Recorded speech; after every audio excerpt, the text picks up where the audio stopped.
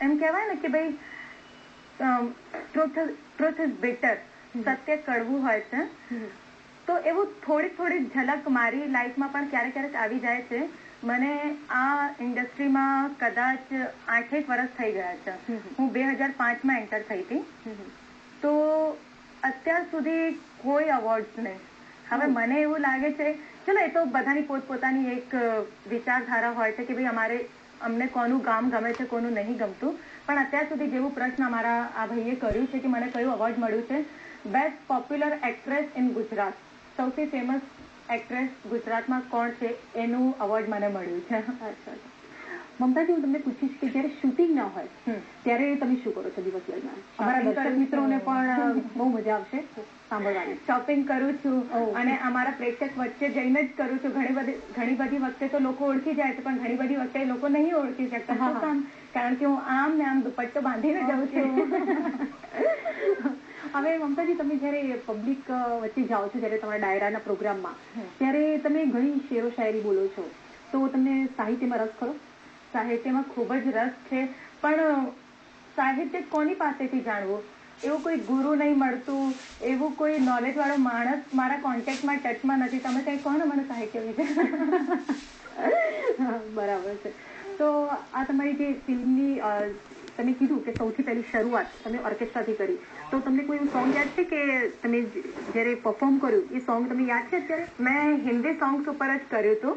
દિલ તો પાગલ હૈ કા મુझको हुई ना ખબર, પછી રામ લખનનું હતું બડા દુઃખ દીના તેરે લખનને, ડોલા ડોલા ઉપર પણ કરેલું છે, દયા દયા કરેલું છે, ઇશ્ક સમુંદર દિલ કે અંદર એ પણ કરેલું છે. ખાસા બધા ગીતો પર કરેલું છે. મમતાજી, આપણી સાથે નેક્સ્ટ કોલર છે બનાસકાંઠાથી કિરણ બારોટ. હા કિરણભાઈ. હા, નમસ્કાર મેડમ. ઓકે. હા, બોલો. તમારો પ્રશ્ન બોલો. હા મેડમ, મારે મમતાજી સાથે વાત કરી કેવી રીતે મમતાજી એટલા બધા આગળ આવ્યા અને અમને એ આગળ આવ્યા એવી રીતે અમને પણ આગળ લાવે એવો અમે એમના જોડે શીખવા માંગે. હા, વાત કરો મમતાજી સાથે. હવે ખરેખર ખૂબ જ સારું પ્રશ્ન ફરીથી કર્યું છે કે કેવી રીતે આગળ આવ્યા. સૌથી પહેલા તો મારી સોચ એવી જ હતી કે ભાઈ મને જે કામ મળે છે એ નાનો હોય કે મોટો હું ખરેખર નહોતી જોતી. એવું નથી, તમને કહેવા માટે હું કહું છું. મને એક નાનકડું પ્રોજેક્ટ મળ્યું હોય તોય હું દિલ લગાવીને અને મહેનત કરીને પ્રોજેક્ટનું પૂરું કરતી હતી. પ્લસ એક નસીબ પણ મારું ખૂબ જ સારું સાથ આપ્યું છે મને. તો નસીબ પણ સાથે છે, મારી મહેનત પણ સાથે છે, અને મારી એક સોચ જે હતી એક પોઝિટિવ સોચ જ હતી કે ભાઈ મારે કયો રસ્તો અપનાવવાનો છે. તો હું મહેનતના રસ્તે જ આગળ વધી છું અને મારું નસીબે મને સાથ આપ્યું છે. અચ્છા મમતાજી, એક ઇન્ડોર શૂટિંગ અને આઉટડોર શૂટિંગમાં શું ફેર છે? કદાચ અમારા દર્શક મિત્રોને નહીં ખબર હોય એ વાત હું તમને શેર કરી લઉં છું. ઇન્ડોર શૂટિંગ આને કહેવાય. અત્યારે અમે લોકો સ્ટુડિયોમાં બેઠા છે, લાઇટ છે, એસી છે, ફેસિલિટીઝ છે, બરાબર. એવી જ રીતે અમારે શૂટિંગમાં પણ ઇન્ડોર હોય છે તો ફેન હોય છે, એસી હોય છે, લાઇટિંગ હોય છે. તો એટલું બધું અમારી બોડી ઉપર કે અમને ફેસિલિટીમાં લક્ઝરીમાં કોઈ કોમ્પ્રોમાઇઝ નથી કરવું પડતું. પણ આઉટડોર શૂટ હોય છે ત્યારે ખૂબ જ તકલીફો હોય છે, થોડી ઘણી પર્સનલ પ્રોબ્લેમ્સ હોય છે, અને મેઇન પ્રોબ્લેમ હોય છે સનલાઇટ. તડકામાં ઊભું રહેવું પડે છે અને ખૂબ જ તકલીફો તો ખાસી બધી થાય છે. પણ શું કરીએ, હવે કામ અમારું છે અને કોઈ પણ કામ તકલીફ વગર તો પૂરું થતું નથી. અને જયારે ઇન્ડોર શૂટિંગ આવતું હશે ત્યારે તમને ખૂબ મજા પડતી હશે. બહુ મજા આવે છે. હવે મમતાજી, આપણી સાથે નેક્સ્ટ કોલર છે ઈશ્વર ભંડારી, વલસાડ. હા ઈશ્વરભાઈ. હાલો, નમસ્કાર મેડમ. હા, તમારો પ્રશ્ન क्या છે? હા, આજના પધારેલા મારા મમતા મેડમ ને પણ શુભ દીપાવલી. અમારો પ્રશ્ન છે કે સ્ત્રીને ન્યાય આપતો કોઈ આપણે રોલ કરીએ છીએ કે કેમ, અને એમાં જેમાં સ્ત્રીનું નામ ઊંચું રહે સમગ્ર સ્ત્રી લોકમાં.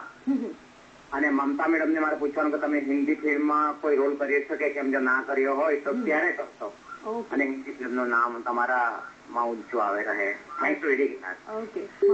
એમનું પહેલું પ્રશ્ન એ હતું કે સ્ત્રીને કેવી રીતે ન્યાય આપશો, એવું કોઈ રોલ તમે કરો છો? રોલ એકચ્યુઅલી બધી ફિલ્મોમાં થોડું ઘણું આ બધી ક્વોલિટીઝ તો હોય જ છે કે ભાઈ સ્ત્રી માટે કાંઈ સ્પેશિયલ એક ફેસિલિટી હોય, સ્ત્રી માટેનું એક સારું પોઝિટિવ વર્તન, એક પોઝિટિવ વ્યવહાર, અને એને જે સમાજમાં પોઝિશન મળવી જોઈએ એ બધી વાતોનું થોડું ઘણું સમાવેશ તો અમારી બધી ફિલ્મોમાં હોય છે. અમે સમાજ કે સંસ્કૃતિ હટીને કોઈ પણ ફિલ્મો બનાવતા જ નથી. અમારા ગુજરાતી તમામ ડાયરેક્ટર અને પ્રોડ્યુસર્સની આ જ પોઝિટિવ અને પ્લસ પોઈન્ટ છે કે એ લોકો અમારી ગુજરાતી સમાજને ધ્યાનમાં રાખીને જ પિક્ચર બનાવે છે. તો સ્ત્રીને જે કઈ, કારણ કે હું પ્રોગ્રામ કરું છું લાઈવ શોઝ, મને ખબર છે બહેનોનું એટલું સપોર્ટ હોય છે. નોજવાન છોકરાઓ તો તાળીઓ સીટીઓ વગાડતા હોય છે, પણ બહેનોનું પણ દિલ ખોલીને એ લોકો સ્વાગત કરે છે અમારું. તો બહેનો માટે સ્પેશિયલ જે વર્તન અને સ્ત્રીને જે કઈ ન્યાય મળવું જોઈએ એવું તો બધા ફિલ્મોમાં અમારું થોડું ઘણું હોય છે. પણ એક સ્પેશિયલ વુમેન ઓરિએન્ટેડ ફિલ્મની જે ચર્ચા મેં તમને શરૂઆતમાં કરી એ હું કરવા માંગુ છું. એનાથી 100% બધા લોકો સંતોષ થશે કે ખરેખર બહેનો માટે કંઈક પ્રોજેક્ટ લાયા છે આ લોકો. હા, બરાબર. હવે તમારી આવનારી કોઈ આગળ ફિલ્મ? આવનારી ફિલ્મ સસ્પેન્સ અને સરપ્રાઈઝ છે, હું તમને પછી જણાવીશ. સારું, તો તમારા પરિવાર વિશે ટૂંકી રૂપરેખા આપશો? અમે લોકો 4 બહેનો છીએ. સૌથી મોટી છે રીના સોની, એને તો અમારા દર્શક મિત્રો ઓળખે જ છે. બેફા પરદેશીમાં શેફાલીનો રોલ કર્યો હતો ને એના પછી એટલી બધી ફિલ્મો એને કરી છે, કદાચ મારા કરતા વધારે એને ફિલ્મો કરી છે, લાઈવ શોઝ કર્યા છે, આલ્બમ કર્યા છે. સેકન્ડ નંબર ઉપર હું છું. થર્ડ નંબર પર પ્રિયા જોશી છે, જેને લગ્ન કરી લીધા છે. એમ પ્રિયા સોની પણ હવે જોશી થઈ ગઈ છે. હા, અને ફોર્થ નંબરની છે નેહા સોની, જે અત્યારે બોમ્બેમાં છે.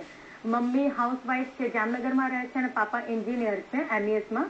એ અત્યારે ગોવામાં છે. એમની ટ્રાન્સફરેબલ સર્વિસ છે. ઓકે. તમે સ્ટેજ પ્રોગ્રામમાં નાટકમાં ફરજ બજાવી? નાટકમાં આજ સુધી નહીં કર્યો. જોયું છે ખરા? જોયું છે, એક જ વખત જોયું હતું મેં રાજકોટમાં. આપનું બાળપણ ક્યાં વીત્યું? બાળપણ ગુજરાતમાં જ. અચ્છા, ગુજરાતમાં જ વીત્યું. હું ખાલી 2-2.5 વર્ષની હતી ત્યારથી અમે લોકો અહીંયા જામનગરમાં આવી ગયા હતા. અને આ કેરિયર મારું શરૂ થયું એના પછી હું અહીંયા અમદાવાદ ગાંધીનગર શિફ્ટ થઈ છું. મિત્રો, મમતાજી સાથે આપણી વાત આ જ રીતે ચાલુ રહેશે, પણ સમય થયો છે વિરામનો, તો લઈએ એક નાનકડો વિરામ.